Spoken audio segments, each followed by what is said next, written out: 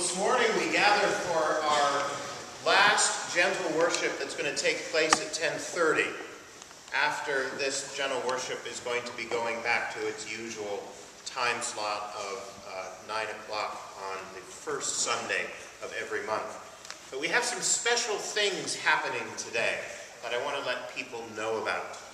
Not only are we doing gentle worship today, and that's going to mean we're going to be bringing communion to people in your pews. The service is very short today, hopefully short, sweet, and to the point, to help people who may have a challenging attention span or may be differently able to attend a worship service. This is the goal of gentle worship.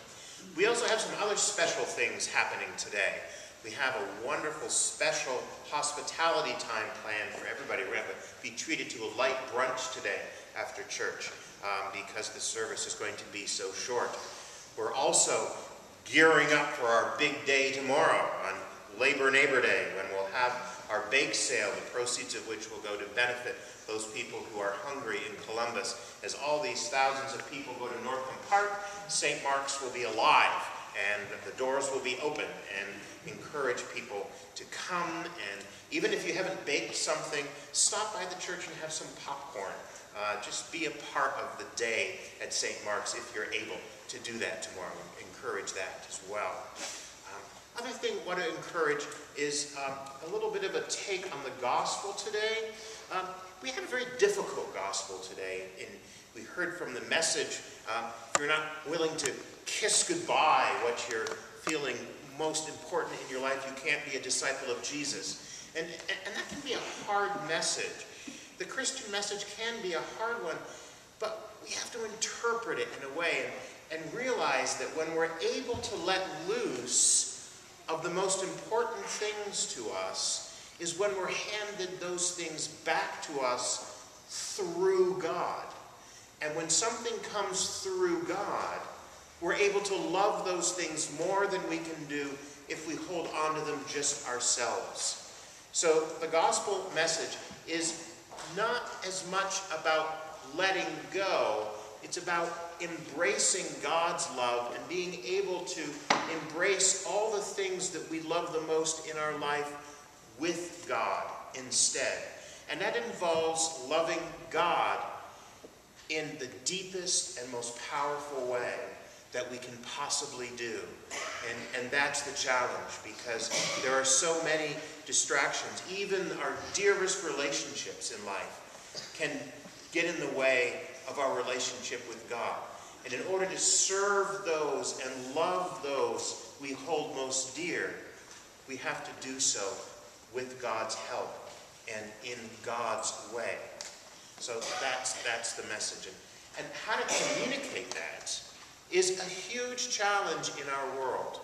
I don't know about you, but sometimes I look at the gospel and I think, well, how do I communicate this? How do I live this authentically in the world today? And that's very, very difficult. And we're introducing at St. Mark's in the next few weeks a wonderful program called Via Media. And it's called A Place to Ask 21st Century Questions. St. Mark's Vestry at its retreat a few months ago experienced Via Media and was very, very impressed by the program. Via Media grows out of the need for the Episcopal Church to provide a forum to ask really serious and difficult questions about faith and life in our world today. And it's a series of 8 conversations that were filmed in California about 15 years ago from members of the Episcopal Church who were very prominent in their field. And as they're asked questions in this series, they respond to things like, how do we juggle evolution and creationism? How do we juggle church and state? How do we talk about death and resurrection? What is our faith lived today? in our world in a very real manner. No question is off the table and be immediate. And I think the genius of this program is it gives us, over the 8 weeks, each session has a meal, and then it has about a 20-minute video in which these very articulate people talk about different perspectives on an issue that faces our faith. And as we hear them talk, we realize the breadth and diversity of the Episcopal Church and the Anglican tradition, and that everyone at the table who's physically present can look at the screen and identify with something someone is saying. And then we're invited into a conversation about that same topic. But we've already been there. We've got someone to identify with that is so articulate and so good at talking about 21st century faith issues. And hopefully, then the conversation bonds together as a group. And so we're going to have these conversations. We're going to have a group of 8 people meet for 8 sessions, and then another group of 8 and another group of 8. And it's going to be, I hope, a wonderful and vibrant coming together of the congregation around the ability to talk about faith and issues that face us in society today. So we're moving into that.